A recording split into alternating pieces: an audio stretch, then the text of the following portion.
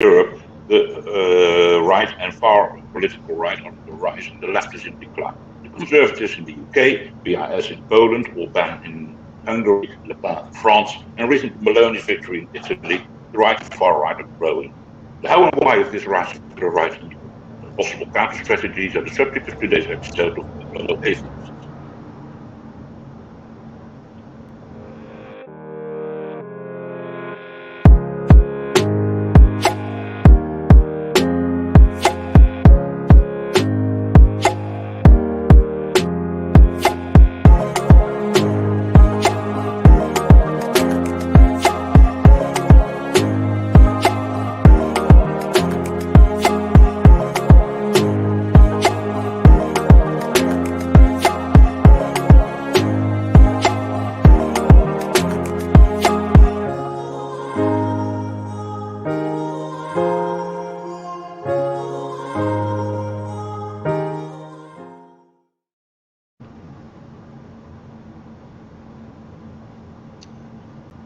Hi. Hello. So today at the Global Atheists we have Cindy, Plaza and Ian. Good to see you again. Well,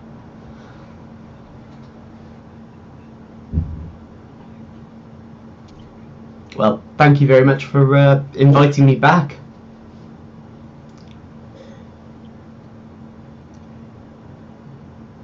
Okay, all right. Yeah. Presumably we've seen the bits in Italy. I'm not quite sure how bad that is, but at least Meloni is making noises that sound rather nasty. We had bits in France, of course, the presidential elections. I hear some terrible noise in the background.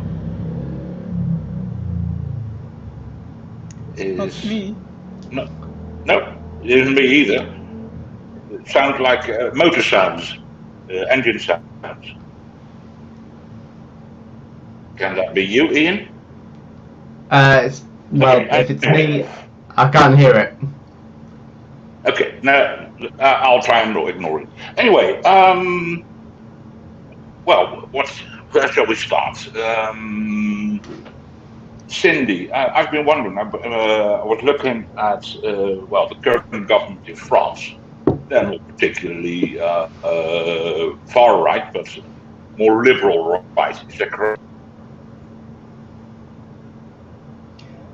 Yes. So Macron is I would say between center right and let's say center right to be kind with him. Although because of the results of Marine Le Pen in the last election, he's been trying to get some voices from the right for about a year now, and so he's started talking about immigration and the topics far rights love. But yeah, he's more centrist liberal than anything else. However, we have two very different figures in the far right in France. One who is trying to hide that she's far right, and the other one who is definitely not trying to hide it. So you have Marine Le Pen, daughter of forgot his first name, Le Pen, the old one, and she's been trying to sanitize the image of her party for 20 years, and it's been working because the Front National used to be around 20% on elections, and in the last election they got 44% in the presidential election. So this strategy is working. On the even further right, we have a guy called I'm sorry, I see his face, but I don't recall his name. Eric something. Anyway, he's much worse. He's strongly anti-Semitic. He's strongly against gay rights, LGBTQ rights in general. He's very conservative regarding women's rights. And so I'm afraid that the extremist part of Marine Le Pen's party is going to move towards him in the next years, and that's going to make him a bigger figure in the future. Mm-hmm. Yeah, I mean, that sounds slightly familiar as in the Conservative Party in the UK, of course, where there is a certain, I don't know if it's a minority in the party, but they're making very right-wing, even racist noises. Can you tell a bit more about that, Ian? I'm thinking about Mrs. Braverman's speech recently. Yeah, I think within the UK, I think it probably is fair to say that basically racism pretty much won in 2016 when we elected to leave the European Union, which was frankly an insane idea, but unfortunately it seems to be almost excusing the worst in politicians, and it feels like it was the fact that they won was used as a justification for all manner of things. And I think that the issue with Braverman at the moment is largely down to that. It's a combination of the fact that, one, people seem to lap up this xenophobia, and two, that actually in reality the vast majority of Tories that were even slightly opposed to xenophobia and racism and Brexit and all that sort of stuff seem to have been kicked out. So they've actively been removed from the party. So I think the party has dramatically shifted towards the right. It's become a lot more extremist, and well, it's really difficult to see how they pull back from this. I think they have to clean house. They have to basically get rid of most of the current sitting, certainly the cabinet, but probably a lot of the actual MPs that support them as well. So yeah, I don't see any other route back for them. You know, I was going to say something, but then something else struck me. I was going to say that it's kind of funny to see that in the US and in the UK the parties on the right are going more extreme, while in France the party at the far right is trying to move a little bit on its left. However, as I said earlier, Eric Zemmour, so the candidate, I was trying to remember his name, he may try to use some of the strings pulled by the conservatives in both countries. And I didn't think about this before, and yeah, it in my work, because Eric Zemmour has been using something like lots of populist do. They rewrite history, and then they build a myth around it, and saying that their country was great at this time during this myth, and so they try to appeal to it and tell people we need to go back to this. That's what Donald Trump did. That's what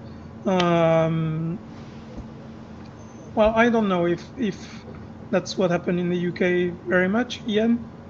I think that's a huge part of it. The current crop of Brexit supporting politicians seem to absolutely glorify the British Empire.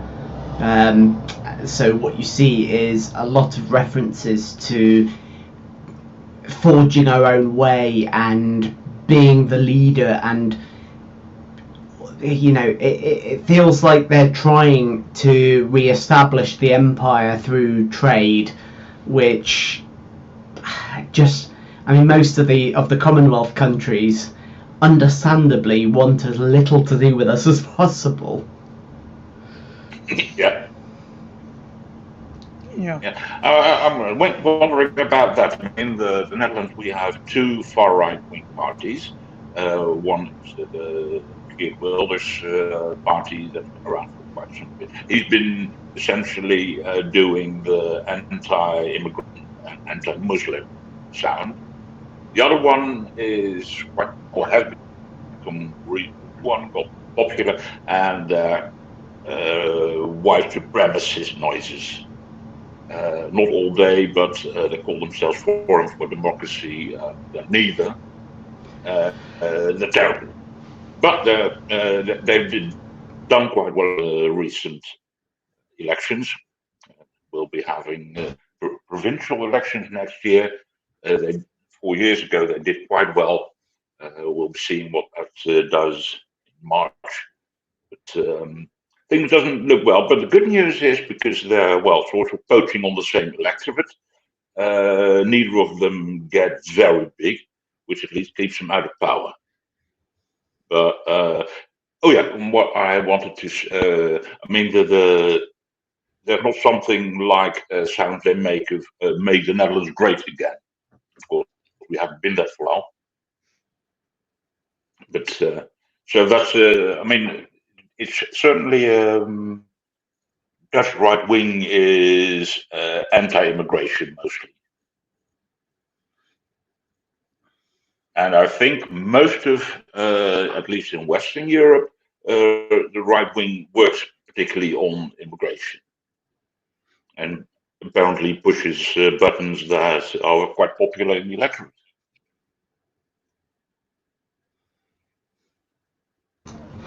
I think that's entirely fair, and you look at the right in British politics certainly, and it tends to be about extreme nationalism and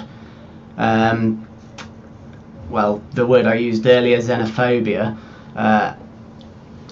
and to a degree I think that the economics almost become irrelevant compared to that. It's almost a given that they're going to be free market libertarian type of economic driven ideology, but it really is, it's secondary to the kick the foreigners out, which is really depressing, because the foreigners are the source of the economic problem, because they come to take our money, and that's quite a smart argument when you want to take it away from the equation and only speak about immigration. So you just have to say, they all come to get our benefits, and that's just the reason why they're here. They shouldn't have any, and so slowly the people start to believe that this is the source of the economic problem, when in fact, I looked at the numbers in France, for example. Many of the benefits far right people believe immigrants have they don't have the right to for them, and they don't get it, and the money that's taken by the lower classes, it's far less than what the upper class is escaping through tax evasion. So also the problem in France is that we have a very, very strict laws regarding separation of church and state, and from that we also try to fight racism as much as possible. And one of the side effect of this is that we cannot conduct polls based on race, on country of origin, or on religion, because we cannot separate people because of that. And so if you want to make a poll, like for example, if you want to look in the numbers and see how much the immigrant population gets in benefits and how much the other part of the population gets, that's something you cannot do. And so it's a double-edged sword, because on one hand we would need those numbers to debunk those crazy ideas, because I'm pretty sure they're false. But on the other hand, it's a message they cannot use. So yeah, it's a weird situation. But I think it boils down one of the oldest sort of tactics when it comes to politics is that the easiest way to unite people is to give them a common enemy, because we get that phrase, the enemy of my enemy is my friend. If you can find someone to be the scapegoat, someone to be a problem for everyone, then everyone is effectively united on your side against them. And unfortunately, that is invariably used by pretty unscrupulous politicians, at least in the modern era. You can look back and you can say, yes, things like World War II, without question, we had a common enemy and united correctly against that common enemy. But yeah, most of the time since then, I think it's been misused. Yeah, we need to define fascism before we use it any further. It's because it's very much misunderstood very often. So the Wikipedia definition, which is, in my opinion, pretty good, says fascism is a political system. It's an authoritarian political system that associates populism, nationalism, and totalitarianism in the name of a supreme collective idea. So those three components, populism, nationalism, and totalitarianism, that's the core of the message of all the far right parties we have in the West. So populism is telling people what they want to hear, and including what you were just talking about, Ian, it's giving everyone a common enemy. Nationalism is the exaggeration of patriotism, and totalitarianism is the idea that we are not good enough to make our own decisions, and in order to bring cohesion to the nation, we need to all follow the same very strict rules. So yeah, that's fascism for us. Yeah, I pretty much agree with that. If I look to the various far-right parties in Europe, it's a bit of a spectrum. It's not they tick all the boxes in the same amount, but quite a few do. And that is quite worrying. You don't want people like that in political power. Sorry to disappoint Ian in that, because, in the UK they are. And it'll be interesting, for instance, what will happen in Italy. It's a coalition, so there are other parties involved in the government there. But, it's scary as hell. I think on that point, although people here will not be surprised to hear that I really don't agree with the Conservatives on much, but I would say from Cindy's definition, they're probably not quite at that level. They're not fascists. Yes, they currently seem to practice nationalism, and yes, they're pretty authoritarian, but in terms of totalitarianism, I think that they take a step back from that. They generally support or allow a lot of the social liberties that perhaps would be seen as unfavourable within a truly fascist regime. So yeah, I would say I don't agree with them, but I don't think I would call them fascists at this point. So I agree with you. What I meant was they tend towards fascism, because the totalitarian line of speech, it's not present either in France, whether in Marine Le Pen or Eric Zemmour. But there is always that idea that they should be in power and they should stay in power because they're the best suited to solve the problems, and that's the beginning of a totalitarian speech to me. I would say so.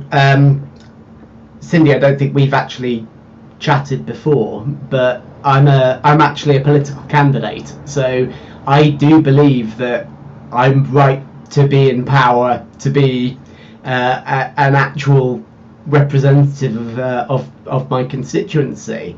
I would seriously hope that view does not make me totalitarian. No. I'd be a little bit worried. That's good. That's just me misunderstanding then. Or me explaining it, but no, it's the idea that only I have the solutions for you.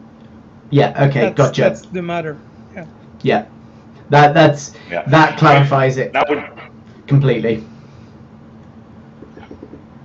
You made an interesting comment, Cindy, that Forum for Democracy was talking about, Dutch white nationalist party, certainly nationalism. They were making noises, when we got in power, we'll have tribunals to judge the old politicians. That sounds very eerie. Tribunals in particular. Not ordinary courts, no, tribunals.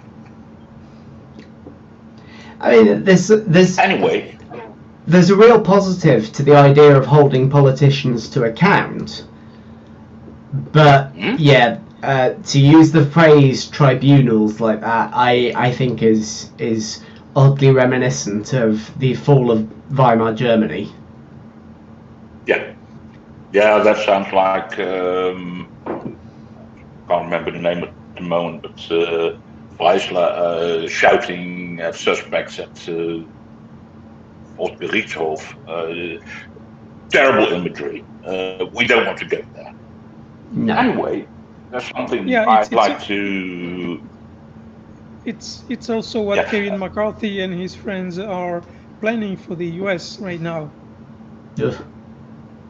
Yes. Anyway, there's something also I'd like to talk about. I mean, the success of the right is not just a success of the right, but it's also a decline of the left. As I see it, in general, the political left has missed quite a few opportunities in the last few decades, which maybe I should even say done it wrong.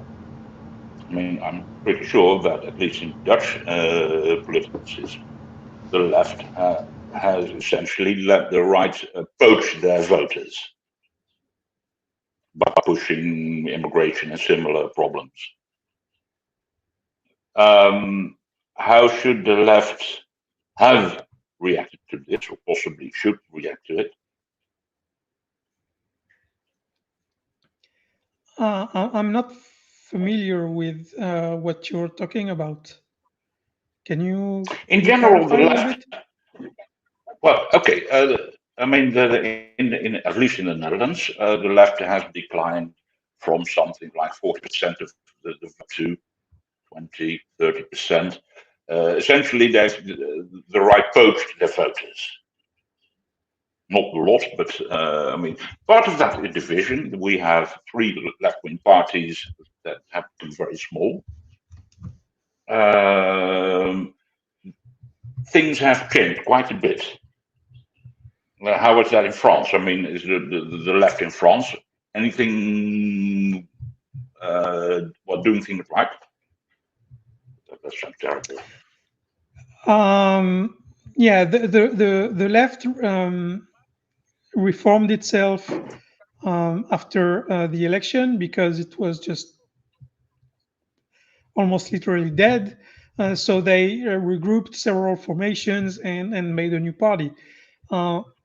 The issue here is, I think it's deeper.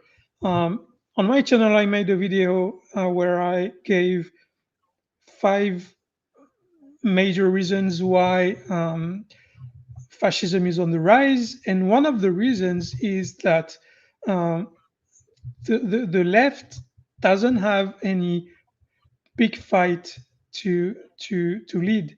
Like at some point there was the right to vote for people, for women. Then there was social gains like the 5 weeks off of holidays in France, for example. Then there was abortion. Then there was gay marriage. There's nothing right now to ally people behind in the left. It's only defending what we have, and that doesn't move people. They don't fear they're going to lose anything until it's too late. Just see what happened with Roe v. Wade. Nobody believed it would happen until it happened, and everyone moved afterwards. But yeah, that's one of the main problems for the left in the West. It's that, especially in Europe, we live in comfortable countries. We have good healthcare. We have good benefits for people who are in need, and so there is no more big fight to lead for the left, and that's why they have so much trouble to survive right now. It's because they don't have any platform anymore. Yeah, that makes sense. one thing that I've sort of learned over years of working in finance, actually, is that people are driven by effectively two core emotions when it comes to how they react to the world around them, and that's greed and fear. The concept that I mentioned earlier of uniting people because of an enemy is effectively it's applying the principle of fear. It's identifying a group and making people afraid of them in terms of that group is going to, steal my money or increase crime in my area or make things less affordable for me or whatever. In terms of greed, I think again the right has a very clear advantage because individually they generally align themselves with lower taxes. So where people are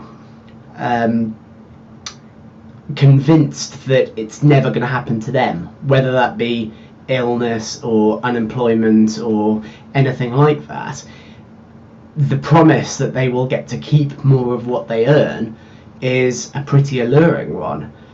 So I think you end up with this horrible situation where actually the right has a lot of advantages in terms of accessing either of the greed or fear type of emotions. And so what we have to do on the left is we have to appeal to a couple of things. One is their analytical mind, so we have to try and appeal in a way that bypasses those two emotional states. The other, which I think is a lot harder, is that we have to appeal to their compassion. And the reason why that's a lot harder is because that's a step removed from the greed or the fear that people fear for themselves. If we ask them to feel that same emotion for someone else, I think it's going to be a lot harder, and it's even harder if that person or that group is a nameless, faceless person to them. They don't have necessarily any connection to it, but they're being asked to effectively feel for that group, and I think that is a real challenge. So asking people to be altruistic and to help others is a seriously big ask. It's a very, very difficult sell if you're looking at it from a pure sales perspective.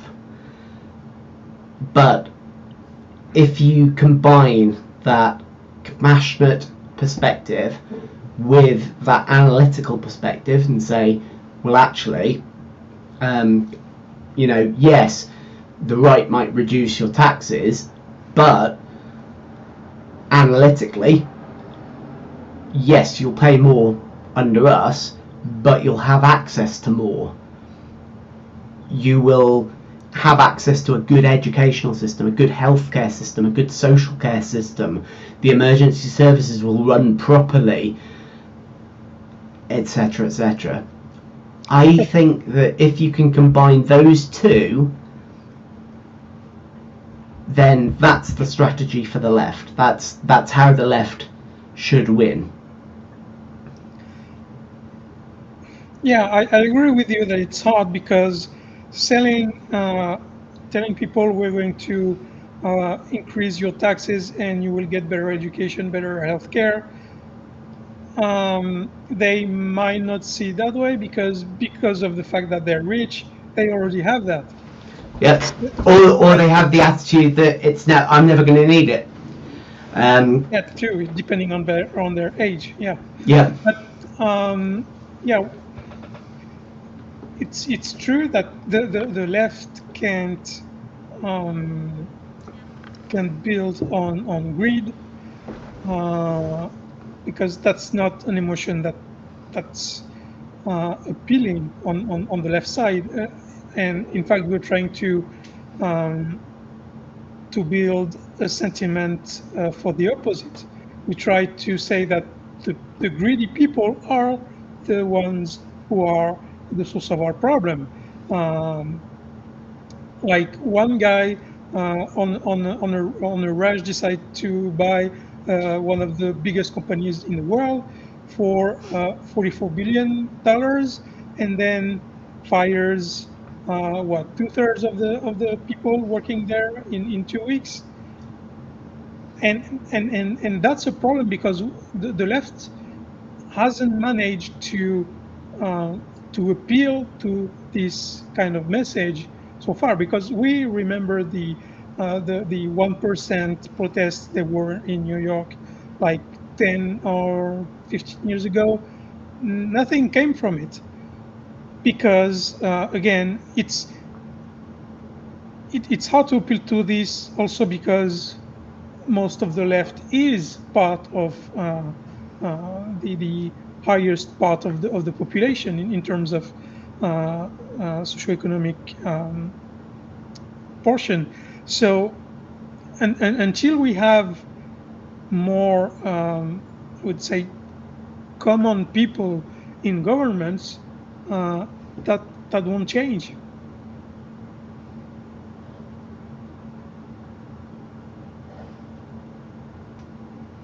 Yeah, I think that's a real. It's tricky because, you know, I was talking to a potential constituent today, and I effectively had to say, look, I am not, and people who know me will back this up, but I am not working class by anyone's definition.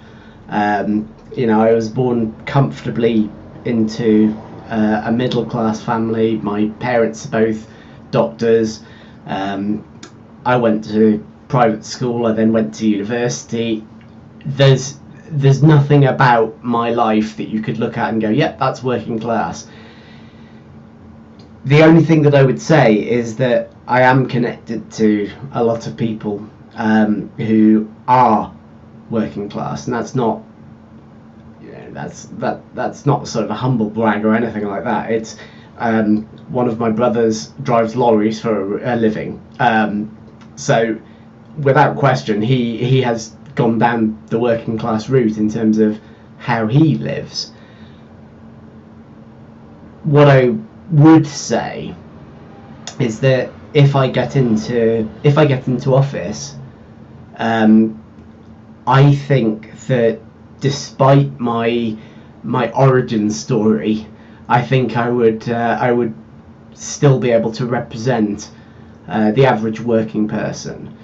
And I think that the problem that the average working person has, and the reason why they won't get into government, is because certainly what I'm doing now is unpaid. There's no fund for candidates. There's no allowances for someone who wants to represent others in government. It doesn't exist. Until you're actually elected, you don't get a penny. I think that the demand on people's time would be absolutely prohibitive when it comes to, you know, a working person trying to get elected. I'm really fortunate in my origins. There's no question about that. And I think without that level of fortunate sort of background and the fact that I'm now in a relatively comfortable financial position, I don't think it would have been possible for me to run for office at all. Yeah. And I still don't think that you are part of the elite left I was talking about anyway. But yeah, I don't think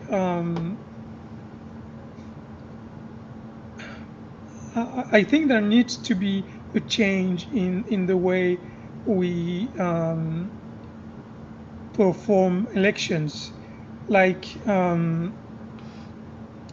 because what you're saying is one of the biggest problems. We need more people from the base to get to to get to a place where they can have a voice, because that's what matters.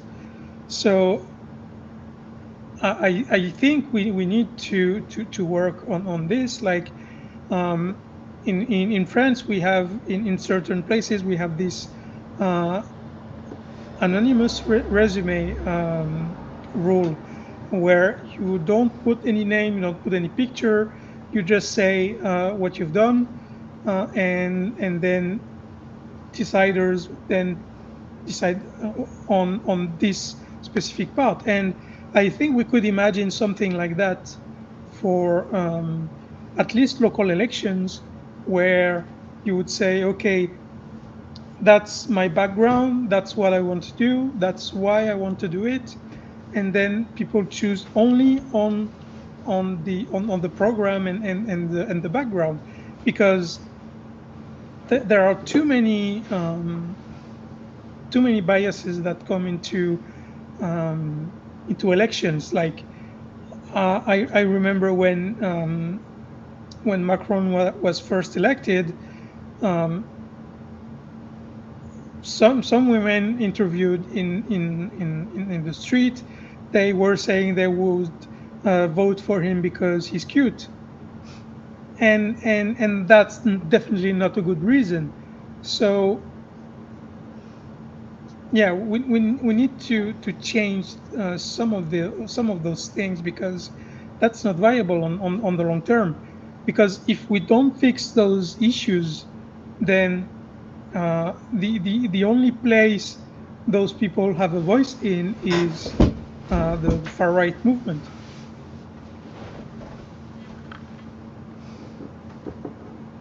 That's a bleak picture.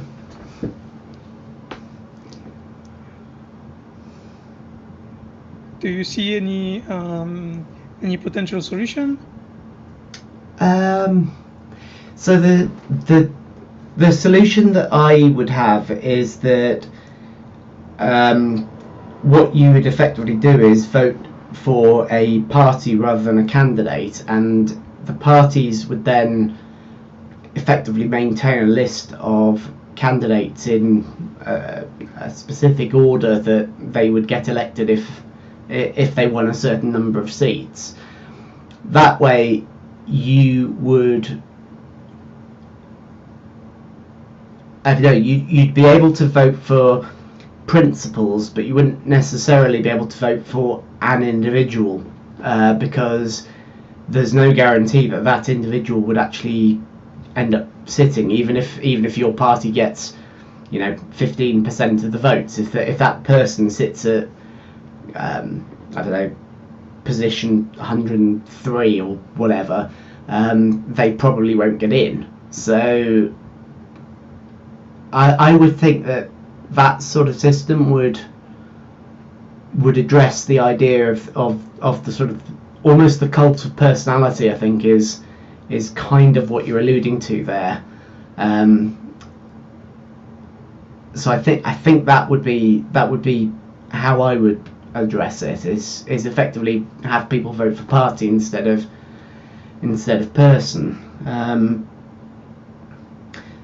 But that runs into the trouble of what happens to individual or independent politicians. Do you still get to vote for them? I don't know is the answer. Yeah, there's a lot to think about there.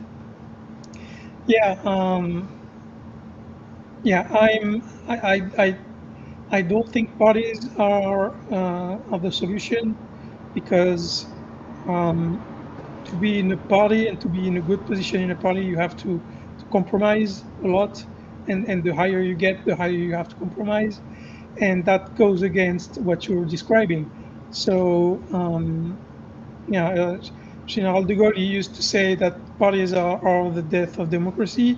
I tend to say that the least parties you have, the faster you go down the road of abandoning democracy. I'm looking at the US, but or the UK for that matter. I mean, we've basically got, if you look at our central government, we've got maybe 4 parties that actually have any real sway. Yeah. Yeah, but it's still an interesting discussion because there might be potential solutions between our two positions. Mm. Yeah, and I think it is that sort of thing that to keep democracy functional in some form, it's going to be absolutely necessary to reform both of our systems. I think Hein's the only one that lives in a well-functioning democracy.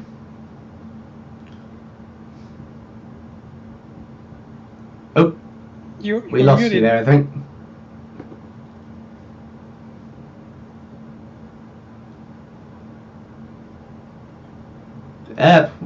No, I can't hear him, so... Oh, who knows what he's done. Yeah, I live in Belgium, and Belgium is very, very complicated.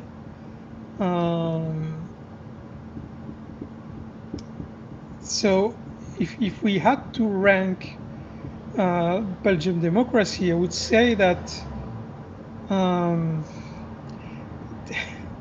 yeah, it definitely would be complicated because it would depend on what criteria you use to rate it. Because it's strongly divided into two major regions. One is quite rich and the other one is very much struggling. There are several levels of government. There's a federal level, there's a region level, there's a linguistic level, and each level has its own area of expertise or responsibility, and so it's extremely complicated to do something in Belgium. But on the other side, Belgium doesn't have this major discontent. This major discontent that goes in the Netherlands or the UK or France. I don't know if it's due to the population's mentality or if it's something else. I don't know, but yeah, it's quite different.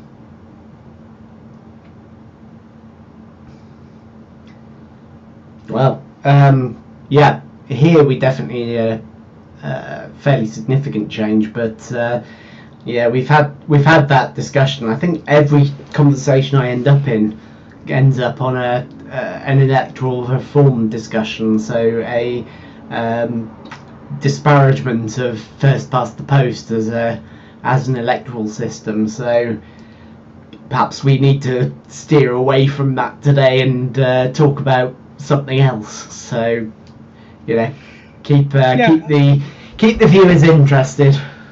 Yeah. Okay. So let's go back to the rise of the right in Europe. So where don't we see that right now? In what country do we not see a rise, significant rise in the right? Because that's tricky. Yeah, I know that Spain has something like that as well. Italy, of course. Germany.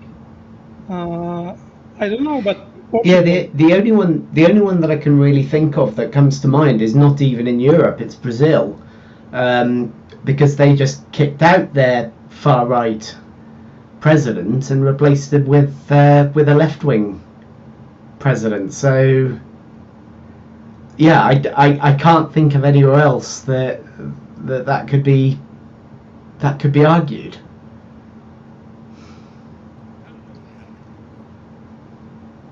Oh, we nearly heard you there, Hein. It's very quiet though.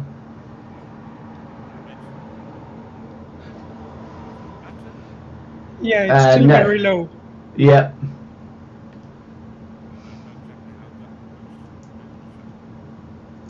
Must be the producer's fault.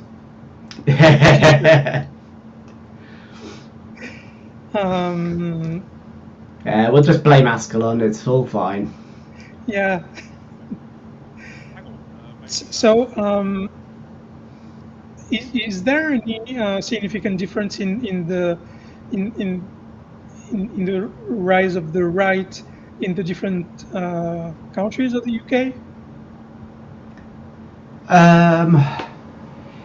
I think it's quite difficult to say, because I think the rise of the right is pretty much entirely an English thing, and arguably a Northern Irish thing. But Northern Ireland's a bit weird at the moment because they're basically not even able to form their own government, so they're pretty much just being ruled by Westminster right now. But if you look at Wales, I think Wales is it's dominated pretty much by Plaid Cymru, which is, I think, leftish, but someone might correct me on that one. And then Scotland is dominated by pretty much the SNP, and they are more or less single issue. They're focused on gaining independence, which doesn't really. I mean, again, Ascalon might disagree with me on this one, but I don't think that puts them as either left wing or right wing. I think it just puts them as focused on one issue in particular. So I think the rise of the right is pretty much entirely England's fault. So yeah, I think within the context of what you ask in terms of the countries, yeah, there is a difference, and it's England's fault. And there's a lot of talk about leaving the UK to join the EU in some places. Do you think that might play a role in the next years? Seeing that I think it's very likely. Yeah, I think we're going to see certainly Scotland, possibly Northern Ireland, sort of building up their case for leaving the UK. I think it's almost a guarantee at this point that Scotland's going to go. Sooner or later, I think that they're going to just say, no, we've had enough. Let's get rid of the English and govern ourselves. And I think that they will rejoin the EU pretty much straight away. Ireland, I think, is a much more contentious issue because of all the. I mean, if I say the Troubles, everyone's going to know what I mean. There's a lot of ill will between the groups that want to rejoin the main body of Ireland and those that want to maintain the status quo. But my feeling, as someone who still travels to Ireland on a semi-regular basis, I think that they will probably reunify. Certainly, I would say within my lifetime. I don't know exactly when. There have been proposals from really stupid UK politicians saying, oh well, we think that Ireland should leave the EU and rejoin the UK, and yeah, that really shows a thorough lack of understanding and empathy.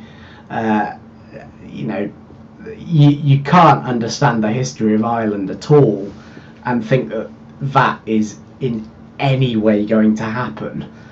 So yeah, I think we're going to see reunification of Ireland. I expect that if we carry on the trajectory that we're carrying on, that we'll also lose Scotland. Wales, don't know. They might be quite happy where they are.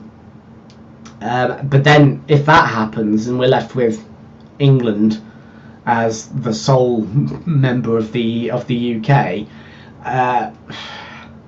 I think we're done as a country at that point. I think we might as well split back up into Wessex, Sussex, Middlesex, and just go back to pretty much pre-Doomsday or pre-Hastings. I think at that point we're just done.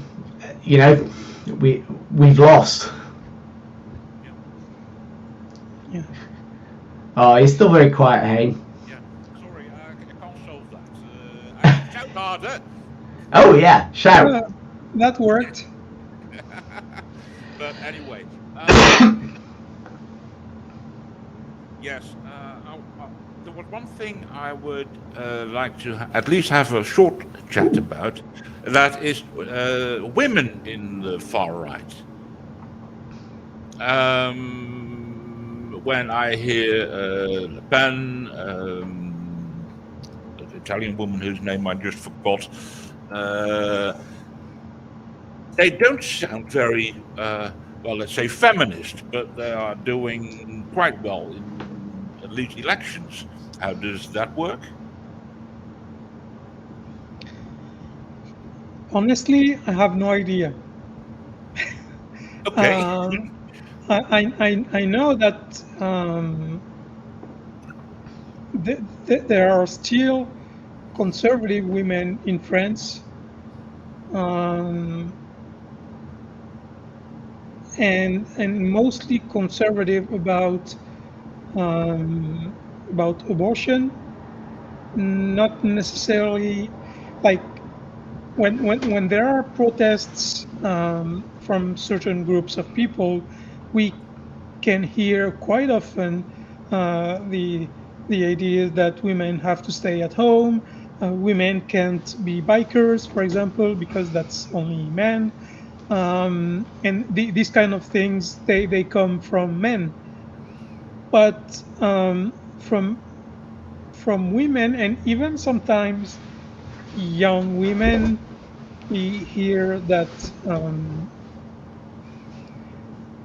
abortion should be back on the table, but it's extremely narrow in terms of proportion. On a larger scale, I think there are conservative men, there are conservative women, and I don't think the fact that they're women changes much. It's just it's true that when you're conservative men and you hold the idea that women have to stay in the kitchen, then you're not going to vote for one in your party, and without any verification. So take that with a grain of salt. I would say that the former Front National, I don't think they have many women in proportion in their ranks. But other than that, I wouldn't be able to say anything more specific. Okay, thanks for that insight, or this is not so much insight. I think it's about time to wind up the show.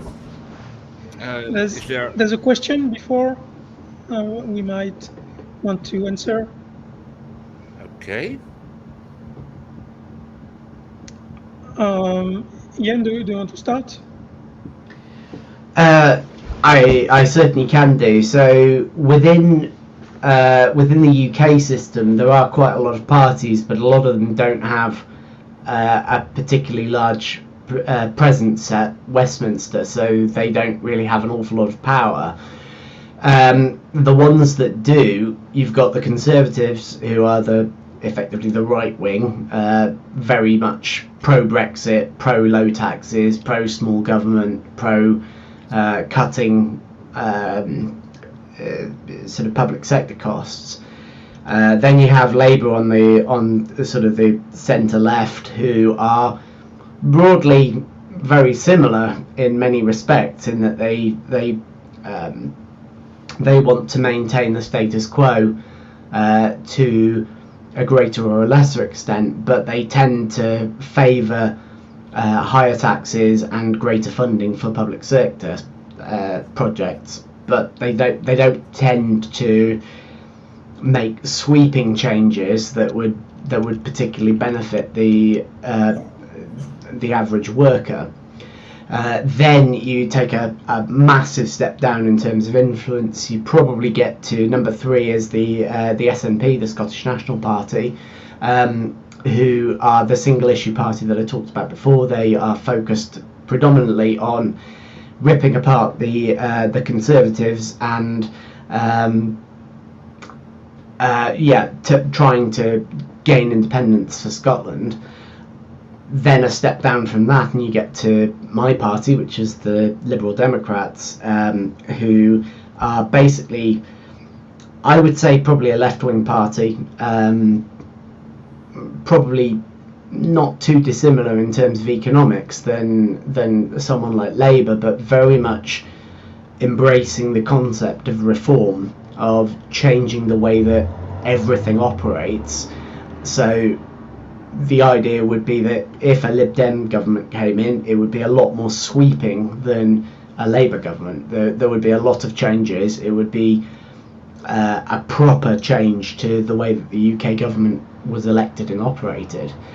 And then below that you have parties like Plaid Cymru and the Greens and a few other some single issue, some highly focused, some geographic issue parties, but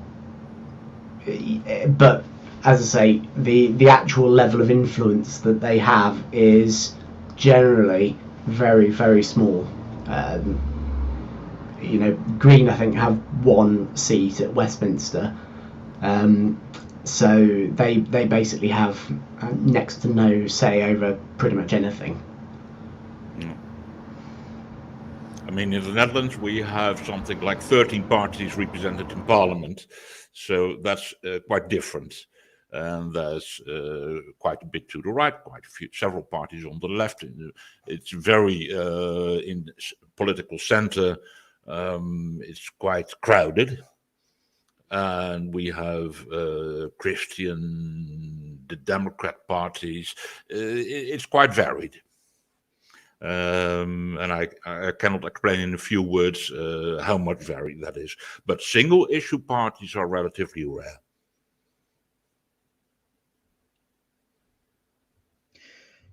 Yeah, in France we have 4 big parties on the left. From the further left, which is La France Insoumise, led by Jean-Luc Mélenchon, who is he has some authoritarian tendencies. He thinks himself as something as a leftist revolutionary, but yeah, there's him. There's the environmentalists, the communists, and the socialists, and other leftist parties. Then we have 3 centrist parties, including Renaissance, which is the party of the president, and then we have Les Républicains, the Republicans, which is the right parties, and the National Front, National Gathering, National whatever, Rassemblement National, which is the Le Pen's party. Yep. So also quite some political diversity represented in Parliament. Okay. Well, Any final thoughts before we close down the stream? Fuck fascism.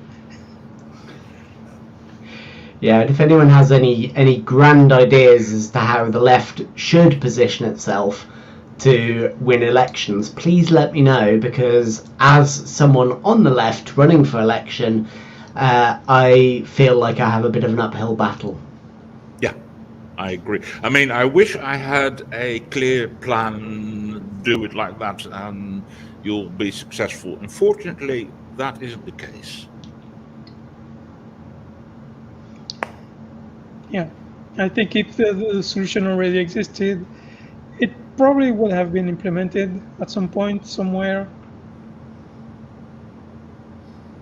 Yeah, I mean, I remember from the 1970s, 1980s, when the left was quite popular, at least in the Netherlands, things seemed to be quite easy, but that disappeared. Apparently, the appeal of the left to the voters has dwindled. And I mean, there must be a way to get that back. And maybe we do need being scared of the right and play on that. I mean, let me tell you, they're quite scary. The biggest problem with that over here in the UK is that there are a lot of parties on the left. There's pretty much one on the right, so it's much more difficult to effectively unite against the Conservatives at the moment. There's a major problem, and the argument that I keep coming back to with a number of different people is that a vote for Labour in the current climate is a deferred vote for the Tories, because under the current system, the one thing that you can guarantee is that they'll get back in. Yeah. It might take, a decade or two, but they'll be there, and the only way to change that is a switch to a more proportional system like you have. Yep. Okay, I see that we're at 1 hour and 7 minutes. Thank you for... yes, sorry, I was reading a bit, Cindy asking. Reference to shows. Yes, where can we see you? That is what you are asking, Cindy? Yeah, Ian, go ahead. Where can we find you? Yeah, sure. So I've got a YouTube channel where I talk politics. It's ostensibly with family members, but in reality, it's with pretty much anyone that wants to talk to me. It's focused on issues that actually affect that particular person. It's not about which party supports a certain measure or what's happened in the House of Commons or anything like that. It's about, is healthcare important? Why does education need to be funded? That sort of thing. So the show's called Family Politics. If you do a search for that, you will find 3 episodes up at the moment, and hopefully I'll be recording a few more before too long. Okay. So for me, you can find me here on Skeptic Haven's channel, either on the Global Atheist or Women Atheist Unload. I also have my own channel, but it's been a little bit dormant for a couple of months. I'll be on the non-profits tomorrow and I think the Sunday after. And I would like to thank all the people who have given me some support in the last couple of months, because it's been very, very hard, especially Raymond and Kathy. So thanks everyone. That's it. Thank you. It's been wonderful to have you both on the show and It's been good to have you on the show, in particular, Cindy. And I'll be watching the non-profits for your contribution. Thank you for being here. Thank you for sharing your thoughts, and see you next time.